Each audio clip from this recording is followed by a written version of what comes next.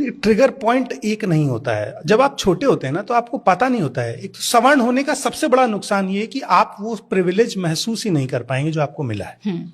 आपको लगेगा ये सामान्य बात है। मैं 7 साल का भी हूं तो भी मुझे पंडित जी का लड़का कहा जाएगा, और कोई आदमी 60 साल का है और किसी एसटी कम्युनिटी से आता है, तब भी उसके नाम के आगे जी नहीं लगेगा। ये इतना डाइल्यूट प्रिविलेज है जो आप सोच भी नहीं सकते। मुझे लगता है कि इस देश के सवर्णों की जिम्मेदारी है कि उनकी पिछली पीढ़ियों ने शोषण किया है तो वो इस चीज के लिए बाध्य हैं कि उन्हें सामने आकर के माफी मांगनी चाहिए। आप बदला लेकर के कभी इस लड़ाई को खत्म नहीं कर पाएंगे। आप आरक्षण का विरोध करिए, करते रहिए। इस देश की 80% आबादी तो उसके समर्थन में है। आप करिए विवेचना, कितनी करेंगे? अंततः तो बहुमत से ही चीजें तय होंगी। आपको आगे आके और सम्मान के साथ ये कहना पड़ेगा, जैसे अफ्रीका में गोरे लोगों ने काले लोगों से घुटने पे बैठ करके कहा कि हमने गलत किया है, सॉरी बोला, और हम इस चीज की माफी मांगते हैं। और सिर्फ एक माफी मांग के आप अपने घर बैठ जाएं, ये भी नहीं चलेगा।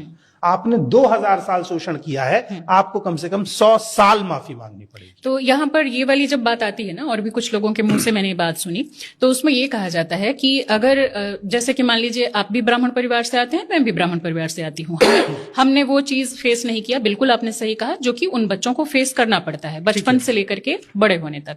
लेकिन इसमें एक जो सवाल आता है वो ये आता है कि मान लीजिए कि हमारे सवर्ण पूर्वजों ने कोई गलती की, तो क्या उसके लिए हम दोषी हैं, हमें आज माफी मांगनी चाहिए, या फिर ये तो वही वाली बात हो जाएगी जो लोग बोलते हैं कि बाबर ने कोई गलती की, मंदिर तोड़ा, तो फिर आज मुसलमानों को उसके लिए टारगेट किया जाता है। ये थोड़ा कॉन्ट्राडिक्टरी है। मंदिर नॉन लिविंग थिंग है, पर ह्यूमन तो लिविंग थिंग है ना। आपने जो स्ट्रक्चर बनाया था वो आज भी फॉलो हो रहा है ना। आज भी गांव में जातिवाद है। कोई घोड़ी पर चढ़ता है तो गोली मार दी जाती है। मूंछ नहीं रख सकता, मूंछ नहीं रख सकता है। मंदिरों में नहीं जा इंटरकास्ट मैरिज नहीं हो सकती है। देश की राष्ट्रपति भी इस चीज का शिकार है। मंदिर में नहीं जा सकते आप। यादव कथा पढ़ेगा तो पीटा जाएगा। ब्राह्मणों की बपौती है कथा पढ़ना।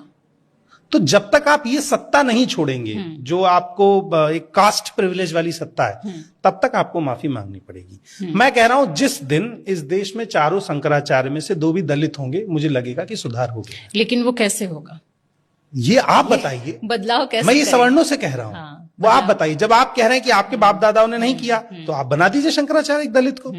तो ये तो फिर जो हमारे रिलीजियस पुराने टेक्स्ट हैं उसका हवाला देकर के कहा जा सकता है कि वो नहीं बन सकते। कौन से टेक्स्ट लिखे किसने? आपने दलितों को संस्कृत पढ़ने नहीं दी। वहां से शोषण चल रहा है। जो कहानी एग्जिस्ट भी नहीं करती है, उसमें जातिगत शोषण को ग्लोरीफाई किया गया है।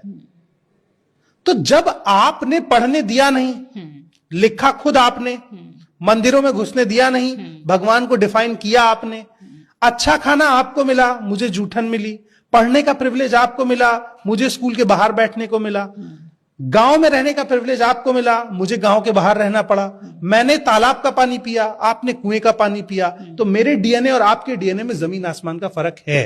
वो तो रहेगा अभी और भी मेरे बच्चे आज भी कमजोर होंगे उन बच्चों से जिन बच्चों को हमेशा थाली में खाना दिया गया, और जो बच्चे एक टाइम के खाने के लिए बचपन में मजदूरी करते रहे, उन बच्चों को एक रेस में बिठा के नहीं दौड़ाया जा सकता है। ये फर्क है।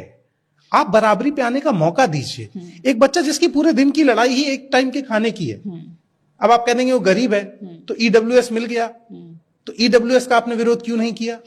वो तो सवर्णों को दे रहे हैं ना। हाँ। अगर आप आरक्षण के खिलाफ थे तो आप ईडब्ल्यूएस का विरोध करते, तब मुझे लगता कि हाँ आप इससे डिस्क्रिमिनेशन समझते हैं। कि हर तरह के आरक्षण। जब रोटी आपकी थाली में गिरे तो वाह वाह, और दूसरे की थाली में गिरे तो हाय तौबा, इसका मतलब आप अभी भी डिस्क्रिमिनेशन में जी रहे हैं।